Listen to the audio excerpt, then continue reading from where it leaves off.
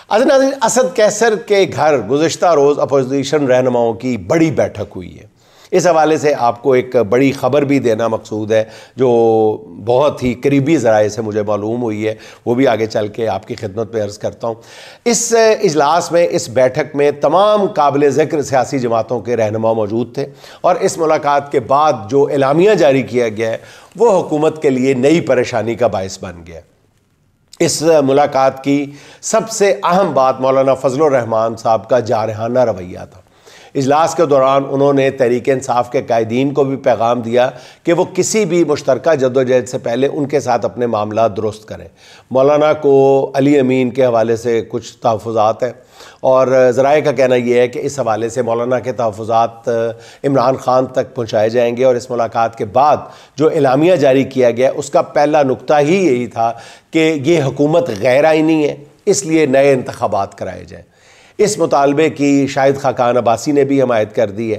خبر آپ تک یہ پہنچانا مقصود تھی ناظرین کہ ابھی تک بعض بہت ہی قریبی سرکلز میں اپوزیشن کے 3-4 جماعتوں نے کم و بیش اس بات پر اتفاق کر لیا ہے، اور اس کے لیے عمران خان کی منظوری درکار ہے، اور JUI کے رہنما مولانا فضل الرحمان کی بھی، لیکن انتہائی اعلیٰ اپوزیشن کے انتہائی قریبی سرکلز نے اس نام پر نہ صرف غور کیا ہے کہ اس متحدہ اپوزیشن کی صدارت کس کو سونپی جائے گی۔ ظاہر ہے یہ ٹائی پڑے گی JUI اور PTI کے درمیان۔ تو ناظرین، ان قریبی سرکلز نے جس نام پر اتفاق کی ہے اب تک، یا جو نام آگے بڑھانے پر اتفاق کیا ہے، وہ نام ہے دبنگ سیاستدان جاوید ہاشمی صاحب کا۔ یہ میں آپ کو خبر دے رہا ہوں، اگر جاوید ہاشمی صاحب کے نام پر اتفاق ہو گیا تو ناظرین یہ بہت بڑا بریک تھرو ہوگا۔ اب ذرائع کا کہنا یہ ہے کہ 26ویں ترمیم کے وعدے کے باوجود منصور علی شاہ صاحب کو چیف جسٹس نہ بنانے، اور اب پیکا قانون میں ترمیم کے بعد مولانا فضل الرحمان حکومت سے نالائیں، یہی وجہ ہے کہ کل کسی TV چینل نے مولانا کی گفتگو براہ راست نہیں چلائی کہ وہ کچھ بھی کہہ دیں گے۔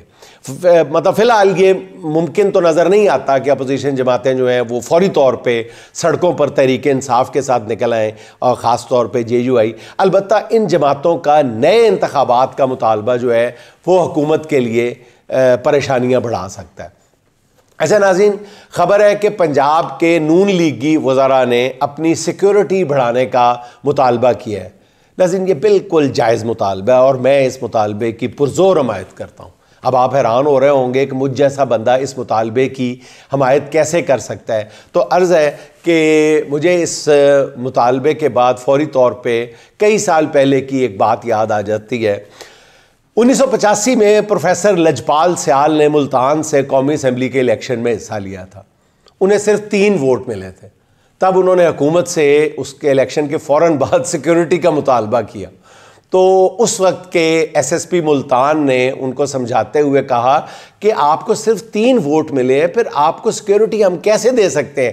تو اس پر پروفیسر لجپال سیال صاحب نے کہا کہ جس شہر میں میرے اتنے لوگ مخالف ہیں تو مجھے سب سے زیادہ سیکیورٹی چاہیے۔ تو حضور والا، اس وقت اس لیے میں نون لیگی وزراء کے اس مطالبے کی حمایت کر رہا ہوں۔ ناظرین، عمران خان کہا کرتے تھے کہ وہ کرکٹ میں PhD ہیں۔ یہی وجہ ہے کہ کرکٹ کی 250 سالہ تاریخ میں عمران خان کو چند کامیاب ترین کپتانوں میں شمار کیا جاتا ہے، اور کرکٹ میں عمران خان کا کارنامہ صرف یہ نہیں ہے کہ انہوں نے ورلڈ کپ جیتا، بلکہ ان کا اصل کارنامہ یہ ہے کہ انہوں نے نوجوان کھلاڑیوں پر مشتمل ایک نہایت کمزور ٹیم کے ساتھ دنیا کی بہترین ٹیموں کو شکست دے کر یہ اعزاز اپنے نام کیا تھا۔ میرے ہم اثر لوگ، جن لوگوں نے عمران خان کو کرکٹ کھیلتے ہوئے اور ٹیم کی کپتانی کرتے ہوئے دیکھا ہے، وہ اچھی طرح جانتے ہیں کہ عمران خان اس وقت سامنے آتے ہیں جب ٹیم بحران کا شکار ہوتی ہے۔ عمران خان کے جوہر ہی اس وقت کھلتے ہیں جب اس کی ٹیم جو ہے وہ کسی کرائسس کا شکار ہو جاتی تھی، کبھی اپنی بلے بازی سے، کبھی اپنی بولنگ سے، اور کبھی بطور کپتان اپنے بروقت فیصلوں سے اور بولڈ فیصلوں سے وہ ٹیم کو ہمیشہ نہیں تو زیادہ تر بحران سے نکالنے میں کامیاب ہو جاتے تھے۔ عمران خان سیاستدان بنے تو پھر ٹیم کی جگہ اپنی پارٹی کے لیے مرد بحران بن گئے، اور بار بار اسی لیے وہ کرکٹ کی مثال دیتے ہیں۔ لوگ اس کے مخالفین جو ہے وہ اس بات سے چڑھتے بھی ہیں کہ سیاست جو ہے وہ کھیل کا نام نہیں ہے، لیکن عمران خان نے ثابت کیا ہے، بار بار ثابت کیا کہ سیاست میں بھی وہی اصول لاگو ہوتے ہیں جو کرکٹ میں جیت کے لیے ضروری ہوتے ہیں۔ جب بھی یوں لگنے لگتا ہے کہ تحریک انصاف اب اٹھ نہیں پائے گی، عمران خان کی قوت عمل نے پارٹی کے تن مردہ میں جان ڈال دی ہے۔ پچھلے آپ 2.5 سال 3 سال اٹھا کے دیکھ لیں، بلکہ پچھلے کئی ماہ سال اٹھا کے دیکھ لیں، کرکٹ کے میدان سے سخت محنت کی عادت جو ہے اس نے عمران خان کو سیاسی میدان میں بہت فائدہ دیا ہے۔ اس وقت عمران خان سب سے زیادہ ریاضت کرنے والا کرکٹر تھا اور آج سخت ریاضت کرنے والا سیاستدان۔ اس کے مخالفین ہر بار اس کے بارے میں غلط اندازے لگا بیٹھتے ہیں۔ یہاں مجھے رمیز راجہ کی بات یاد آ جاتی ہے، جس کا اپنے کپتان کے بارے میں کہنا ہے کہ یہ شخص آپ کو 1000 بار میں سے 1000 بار غلط ثابت کرے گا۔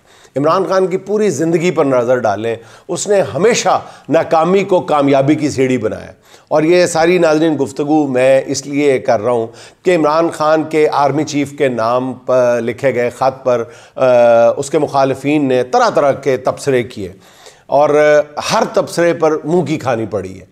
پہلے کہا گیا کہ عمران خان اپنے موقف سے پیچھے ہٹ گئے، یو ٹرن لے لیا، اور اب خط لکھ کر NRO مانگا جا رہا ہے۔ کچھ دیر کے بعد انہیں احساس ہوا کہ خط کے مدرجات سے تو کہیں بھی NRO کا تاثر نہیں ملتا۔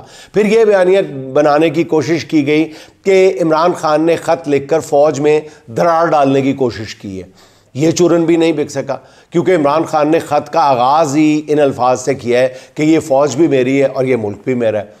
اصل میں ڈگیوں میں چھپ کر ملاقاتیں کرنے والوں کو یہ کسی طرح بھی ہضم نہیں ہو پا رہا کہ کوئی اوپن لیٹر لکھے اور کسی لگی لپٹی کے بغیر اس انداز میں بات کرے، اور وہ بھی آرمی چیف کے ساتھ۔ اس لیے اب سیکیورٹیز رائے کے نام سے یہ نیا بیانیہ لانچ کیا گیا ہے کہ انہیں تو عمران خان کا خط ملا ہی نہیں ہے۔ سیکیورٹیز رائے سے یہ خبر بھی چلوائی گئی ہے کہ انہیں خط وصول کرنے میں کوئی دلچسپی نہیں ہے، اور عمران خان یہ باتیں سیاستدانوں سے کریں جا کے۔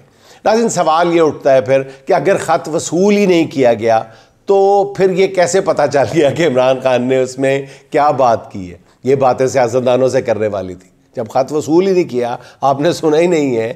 ناظرین، اصل بات یہ ہے کہ یہ ایسے جو خطوط ہیں، جو کھلے خط جن کو کہا جاتا ہے، یہ کسی وہ ڈاک کے لفافے میں بند کر کے اس کے اوپر چیپی لگا کے اس کو بند کر کے نہیں بھیجا جاتا کہ یہ گلی نمبر فلاں اور فلاں۔ یہ کھلے خط اسی انداز میں بھیجے جاتے ہیں، اور اس پہ تبصرہ بھی اگر نہ کرنا مقصود ہو تو پھر اسی انداز میں کیا جاتا ہے۔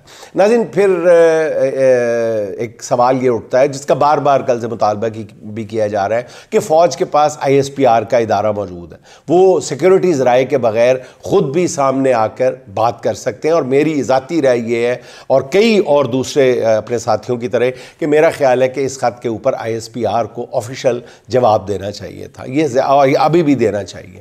خط وصول نہ ہونے والا بیانیہ بھی چند گھنٹوں میں اپنی موت آپ مر گیا۔ اب ایک صحافی نے، جو نون لیگ کے بہت قریبی صحافی سمجھے جاتے ہیں، بلکہ نون لیگی ہی سمجھے جاتے ہیں، انہوں نے فوج کا خود ساختہ ترجمان بن کے ٹویٹ کر دی ہے کہ لیٹر از ریجیکٹڈ۔ میں سوچتا ہوں کہ میرے یہ بھائی جو ہیں یہ کہاں تک آن پہنچے ہیں۔ لگے ہاتھوں ناظرین زلمے خلیل زاد کی تازہ ٹویٹ بھی سن لیں، جن کا کہنا یہ ہے کہ عمران خان کو رہا نہ کیا گیا تو پاکستان کے دیوالیہ ہونے کا خطرہ ہے۔ بہت دو ٹوک انداز میں انہوں نے یہ ٹویٹ کی ہے۔ کبھی میں سوچتا ہوں ناظرین کہ پاکستان سے باہر بیٹھ کے یہ شخص پاکستان کے معاملات کو کس قدر گہرائی سے جانتا ہے۔